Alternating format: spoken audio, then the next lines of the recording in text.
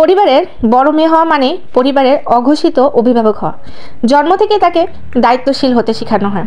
ছোট ভাই বোনদের আগলে রাখা, বাবা মায়ের কথা মেনে চলা, সংসারে ছোটোখাটো বিষয়গুলোকে নজর দেওয়া, সব কিছুর জন্য সে সবার আগে। সে পরিবারের জন্য সব কিছু করতে প্রস্তুত, কিন্তু একা থাকতে পছন্দ করে, কারণ সে একাকিত্বের মাঝে নিজেকে খুঁজে পায়। সে দয়ালু, সে মায়াবতী, কিন্তু ছোটোখাটো বিষয়তে রাগ ওঠে। এই রাগের পিছনে লুকিয়ে থাকা, জমে থাকা অভিমান না বলা অনেক কষ্ট। তার মনটা শিশুর মতো সরল, কিন্তু দায়িত্বের ভার তাকে তাড়াতাড়ি বড় করে দিয়েছে। হাসি ঠাট্টার মাঝে তাকে কাঁধে দায়িত্বের বোঝা থাকে তার। সে সহজে কাউকে বিশ্বাস করতে পারে না, কিন্তু যখন কাউকে বিশ্বাস করে তখন তার কাছে সব কথা খুলে বলে।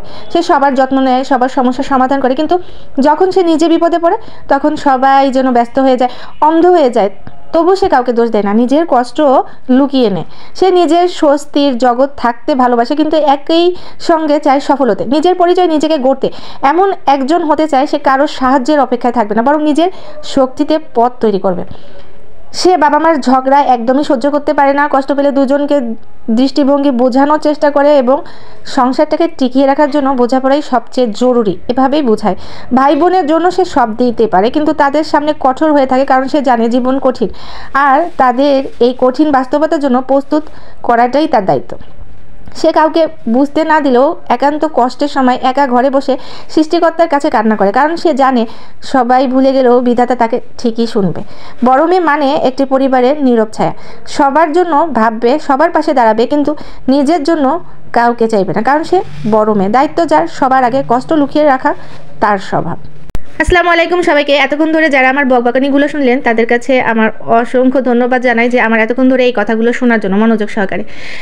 এইরকম পরিবারের বড় বোন যাদের আছে তারা কিন্তু আসলেই সৌভাগ্যবান। আর যিনি বড় বোন তিনি কিন্তু আসলেই স্যাক্রিফাইস করতে করতে একটা সময় গিয়ে এত কষ্ট পায় যে নিজেকে বদলে ফেলে। কিন্তু সচরাচর এই ধরনের বড় বোন যারা পেয়ে থাকে তারা আসলে সৌভাগ্যের ব্যাপার। আর এই ধরনের সন্তান মানে বড় মেয়ে যারা পায় সেই সকল বাবা মাও কিন্তু সৌভাগ্যবান, কারণ বাবা মার সংসার, অন্যান্য ভাই বোনকে বোঝার মতো এমন একটা বড় বোন কিন্তু সৃষ্টিকর্তার থেকে পাওয়া অনেক বড় একটা আশীর্বাদ, যেটা সবাই পায় না এবং সবার সৌভাগ্যে হয় না।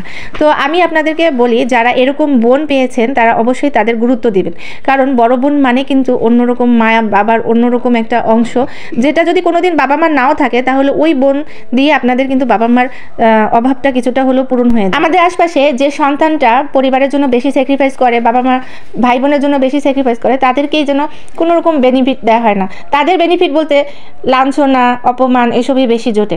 কারণ কেন জানেন? কারণ তারা উপযুক্ত কাজের থেকেও বেশিটা দেওয়ার চেষ্টা করেছে, এজন্য তাদেরকে সমাজ বা পরিবার তেমন একটা গুরুত্ব দেয় না। তারা যদি অন্যান্য সবার মতো যদি একটু স্বার্থপর হতো তাহলে বুঝি সমাজ তাদেরকে বেশি বাহবা দিত। কিন্তু কি আর করার, যারা পায়নি পরিবার থেকে তেমন কোনো ভালোবাসা বা বেনিফিট, তারা হতাশ হবেন না, কারণ আপনারা সৃষ্টিকর্তার কাছ থেকে পেয়ে যাবেন। সৃষ্টিকর্তা আপনার জন্য সব কিছু বরাদ্দ রেখেছে। নারী বদলায় হৃদয়ের রক্তক্ষরণের ক্ষতে। নারী এমনি এমনি বদলায় না তো।